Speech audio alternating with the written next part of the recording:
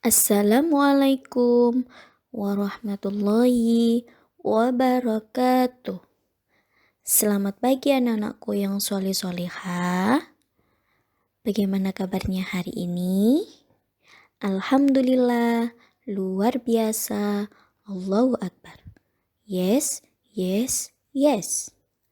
Anak-anak, hari ini kita akan belajar pelajaran tematik tema 7, subtema 1, muatan bahasa Indonesia. Nah, anak-anak, selanjutnya simak video berikut ini dengan baik ya. Di video kali ini, kita kembali belajar pada tema 7, subtema 1, muatan pelajaran bahasa Indonesia. Menjelaskan arti kata sulit dalam teks non-fiksi. Keragaman bangsa Indonesia meliputi suku bangsa dan agama. Apakah kamu tahu arti dari keragaman? Saat membaca sebuah teks, kamu akan menemukan kata-kata sulit karena kamu tidak mengetahui artinya. Untuk mengerti arti sebuah kata, sebaiknya kamu mencari arti kata tersebut dalam Kamus Besar Bahasa Indonesia atau KBBI. Berikutnya, lakukanlah hal-hal berikut. Yang pertama, siapkan Kamus Besar Bahasa Indonesia. Kedua, tentukan kata dasar dari kata yang akan dicari maknanya. Misalnya, kata dasar keragaman adalah ragam. Jadi, kamu mencari pada kolom huruf R dalam kamus. Yang ketiga, kemudian carilah kata keragaman pada bentuk-bentuk turunan dari kata ragam. Keempat, sekarang kamu telah mengetahui arti kata keragaman tersebut, yaitu keragaman artinya kerukunan. Selain menggunakan kamus, kita juga dapat mencari arti sebuah kata menggunakan KBBI online. Ayo simaklah teks berikut. Suku bangsa di Indonesia. Bangsa Indonesia terkenal dengan semboyan Bhinneka Tunggal Ika. Semboyan ini tertulis pada lambang negara Garuda Pancasila. Semboyan Bhinneka Tunggal Ika bukan hanya sebuah slogan. Bhinneka Tunggal Ika memiliki arti meskipun berbeda-beda, tetapi tetap satu. Perbedaan tersebut terlihat dari beragamnya suku bangsa, bahasa, agama, adat, dan budaya. Meskipun memiliki perbedaan, penduduk Indonesia tetap dapat hidup berdampingan dengan rukun. Pada teks tersebut, kita bisa menemukan kata-kata sulit. Kita bisa menemukan arti kata-kata sulit di dalam kamus. Kita bisa menuliskannya dalam bentuk tabel seperti berikut ini. Yang pertama, suku bangsa. Artinya, kesatuan sosial yang dapat dibedakan dari kesatuan sosial lain berdasarkan kesadaran akan identitas perbedaan kebudayaan, khususnya bahasa. Kata sulit yang berikutnya, semboyan.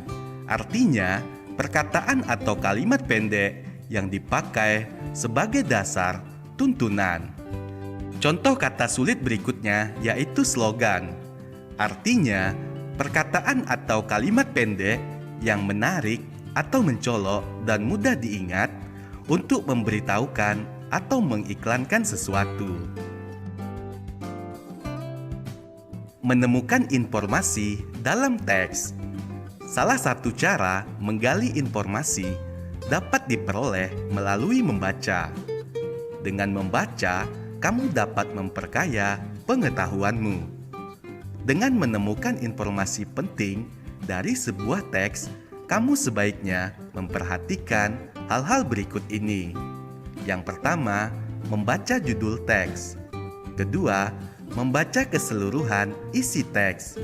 Yang ketiga, mencatat hal-hal penting yang belum pernah kamu tahu. Ayo perhatikan contoh di bawah ini. Kita bisa menuliskan informasi yang sudah diketahui tentang suku bangsa di Indonesia seperti berikut ini. Pada kolom pertama, yaitu informasi yang sudah diketahui tentang suku bangsa di Indonesia. Misalnya, Indonesia memiliki keanekaragaman suku. Indonesia memiliki semboyan Bhinneka Tunggal Ika. Kemudian, setiap suku bangsa memiliki ciri khas masing-masing. Jadi, untuk kolom yang kedua ini, kita akan mengisinya setelah kita membaca teks.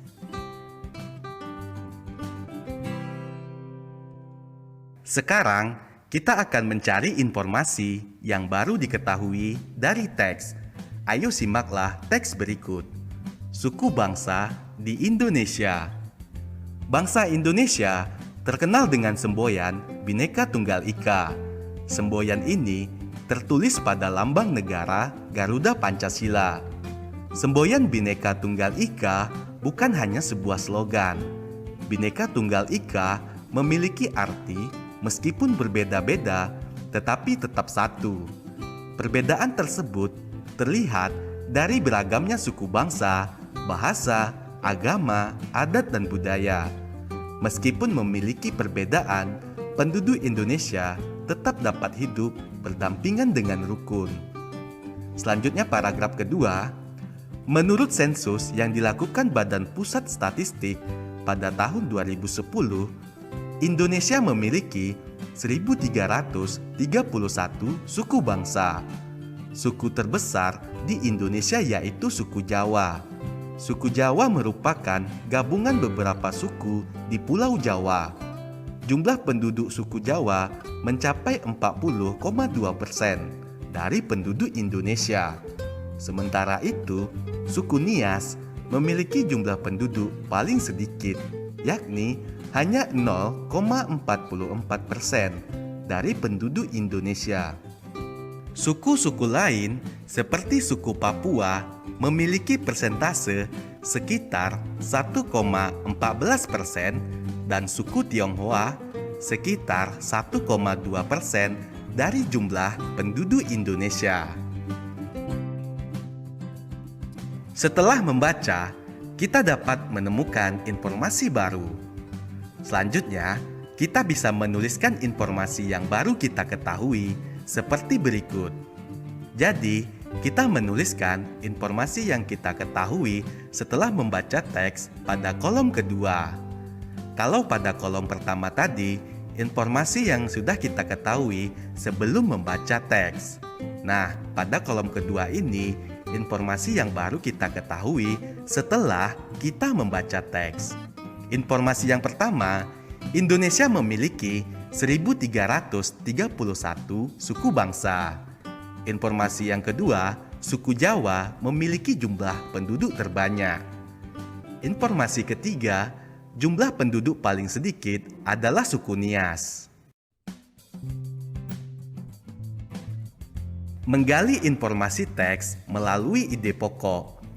Suatu teks mengandung beberapa informasi penting yang ingin disampaikan penulis kepada pembacanya. Untuk mendapatkan informasi tersebut, kita perlu memahami isi teks dengan baik. Salah satu cara untuk memahami isi teks adalah dengan menentukan ide atau gagasan pokok setiap paragraf pada teks tersebut. Ide pokok adalah gagasan yang menjadi pokok dalam pengembangan paragraf. Ayo perhatikan paragraf berikut. Salah satu kekayaan budaya yang dimiliki Indonesia adalah keragaman wastra atau kain Nusantara. Beberapa jenis kain khas Indonesia bahkan sudah mulai dikenal dan diakui di mancanegara. Batik merupakan salah satu contoh wastra yang keberadaannya sudah mendunia.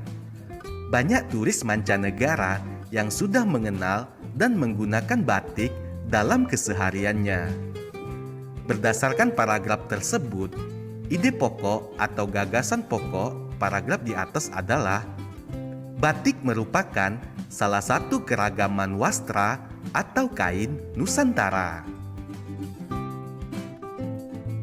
Menyajikan informasi teks dalam bentuk peta pikiran. Kamu juga dapat menyajikan informasi teks dalam bentuk peta pikiran.